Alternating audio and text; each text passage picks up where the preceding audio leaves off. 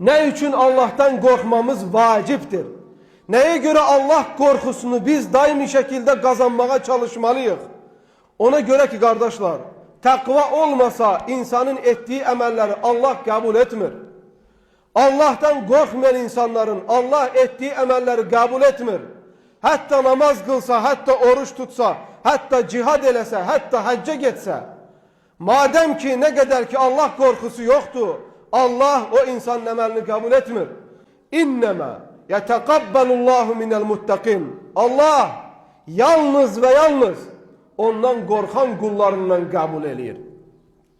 Namaza ona göre emrolunmuşuz ki namazla Allah'tan korkak. Ona göre oruç tutmak, zekat vermek, hacca gitmeye emrolunmuşuz ki bununla Allah korkusunu kazanak. Ona göre aziz kardeşlerim, bu ibadetleri cemaat edir diye etmeyin. Bu ibadetleri Allah emreleyip diye edin. Sevabını Allah'tan umarak edin ve bu ibadetlerde olan esas maksat Allah korkusunu kazanın.